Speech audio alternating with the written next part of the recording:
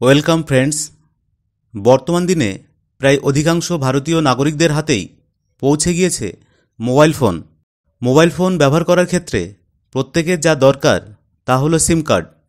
আবার এই সিম কার্ড কেবল একটি মোবাইল নম্বর দিয়ে থাকে এমন নয়, এর পাশাপাশি ওই সিম কার্ড ও মোবাইল নম্বরের সঙ্গে জড়িয়ে রয়েছে অনেক কিছুই। যে কারণেই জুলাই মাস থেকে সিম কার্ডের নতুন নিয়ম জারি করছে কেন্দ্র। বর্তমান দিনে সিম কার্ড বা মোবাইল নম্বরের গুরুত্ব এতটাই বেড়ে গিয়েছে যে মোবাইল নম্বরের সঙ্গে ব্যাঙ্ক অ্যাকাউন্ট থেকে শুরু করে আধার নম্বর সংযুক্ত থাকে, যে কারণে মোবাইল নম্বর কোনো ব্যক্তির হাতছাড়া হয়ে অন্য কোনো ব্যক্তির কাছে গেলে অনেক কিছু ঘটনা ঘটে যেতে পারে। ব্যাঙ্ক অ্যাকাউন্টের টাকা ভ্যানিশ হয়ে যাওয়া থেকে শুরু করে বহু কিছু নথি হারিয়ে যেতে পারে।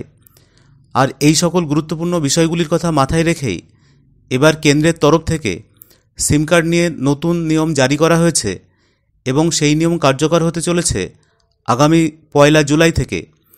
নতুন এই নিয়ম জারি হলে বেশ কিছু ক্ষেত্রে হয়তো গ্রাহকদের অসুবিধার সম্মুখীন হতে হবে, তবে গ্রাহকদের নথিপত্র থেকে শুরু করে টাকা পয়সা সব কিছুই সুরক্ষিত থাকবে।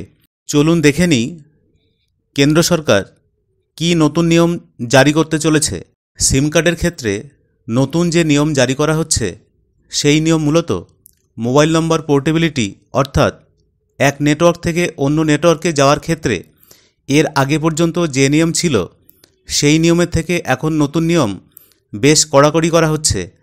নতুন নিয়ম অনুযায়ী কোনো ব্যক্তি নিজের সিম কার্ড হারিয়ে ফেললে অথবা কোনো কারণবশত সেই সিম কার্ড খারাপ হয়ে গেলে দোকানে বা সেন্টারে গেলেই সিম কার্ড পেয়ে যান।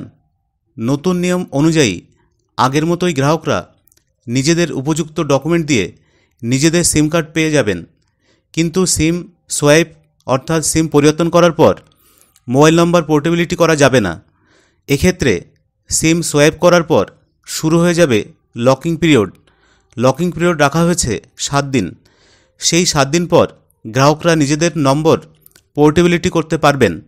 এমন ব্যবস্থা করা হয়েছে যাতে প্রতারণার মতো ঘটনা আটকানো যায়। ভিডিওটি ইনফরমেটিভ মনে হলে অবশ্যই একটা লাইক দিন, আর যারা চ্যানেলে নতুন তারা অবশ্যই চ্যানেলটিকে সাবস্ক্রাইব করে অল নোটিফিকেশান বাটনটি অন করে রাখবেন, যাতে সবার আগে পরবর্তী ভিডিওর লিঙ্কটি আপনার কাছেই পৌঁছয়। ধন্যবাদ।